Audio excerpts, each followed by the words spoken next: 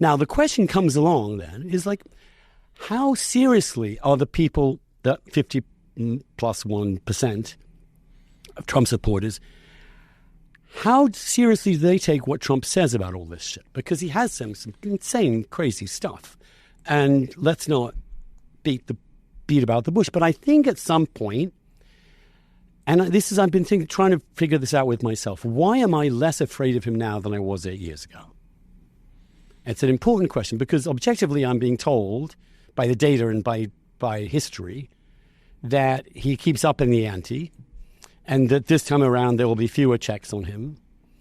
And therefore, why am I actually finding him funnier now than I did 8 years ago? That's what really concerns me in terms of how he's talked me around a little bit. Not talked me intellectually or rationally around, but irrationally, sub-rationally.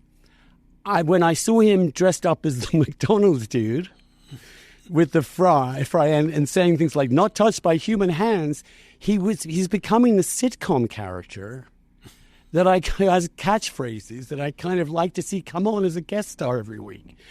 There was something funny about that. I'm sorry, I'm almost Gramps-like, almost granddad kind of, and also the Grandpa Simpson weaves, the digressions that it's getting too close to being like Grandpa Simpson. In other words, it's hard to think of him as Hitler. I mean, when they said he's Hitler, and you think, well, Hitler just put on an apron and gave people French fries. It's just hard to pull it all off. And at some point, you have this cognitive dissonance in your head. It's like, what the hell am I going? And half of the country is saying the other half, come off it. It's not going to happen. And the other half is saying, when do I get taken to the camps? And I just, one side is right? Now, why am I less worried now than I was then? Are you less worried? Well, it's complicated because when he first was elected, I had, I didn't know if there was like no precedent for anything absolutely. Like this. Yeah. And so I was really afraid, and, especially about Except things like there was foreign precedent, affairs. It was, because if you actually read what he wrote and then looked up to any history, it would all sound like fucking Hitler and Mussolini. I mean, it was dead on. Everything he was saying was dead on. So, but again, you just was like, could this possibly be true? Nah.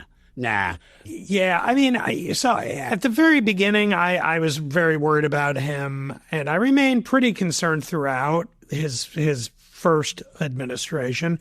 And then January 6th was like the worst of the worst. Mm-hmm. And so because of that, I've been actually more concerned, more because he got craziest at the very end when he didn't have the power to do terrible things anymore, and the fear that he's going to come in kind of beginning from that position, combined with the fact that he now, when he first came in, he had no one to staff the administration, and it was all normie Republicans who basically turned him into like Paul Ryan. And nothing really happened on policy other than immigration and a few foreign policy things. Most did it pretty much. We got a corporate tax cut, which any Republican would have done, something like that. So it seemed very normal at the level of what was actually going on in policy relative to what I was afraid of. But he now has a circle. It's not just going to be, Steve Bannon and Michael Anton and then a bunch of Ryan-ish libertarians. So I do worry about that.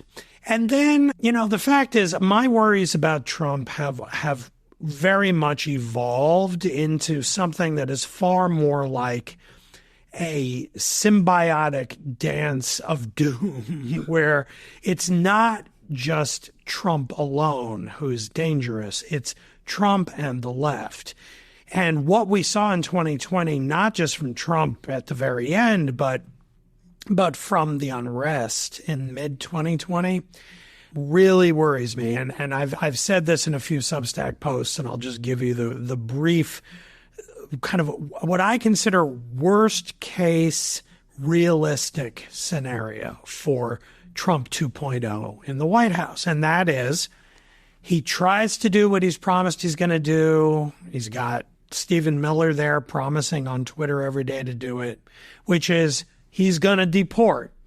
He's going to come in and he's going to try to not just do Bill Clinton deported about 10 million people, but it was mainly people right at the border who were apprehended or people who were caught doing another crime. They were discovered to be illegal and then kicked out.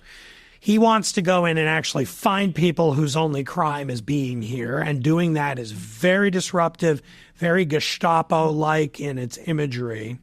He's sending in lots of ICE troops to immigrant neighborhoods, asking people for papers, rounding them up, breaking up families, transporting them to camps that are going to have to be constructed. It's going to be ugly and awful if he actually goes through with that. That is going to provoke massive protests. And then we're going to be in what I call the kind of symbiosis situation where big protests, some of those people are going to get violent. You're going to get some rioting, burning cars. You're going to get some looting. And then Trump has promised that he wants to invoke the Insurrection Act. And the Insurrection Act is bad shit.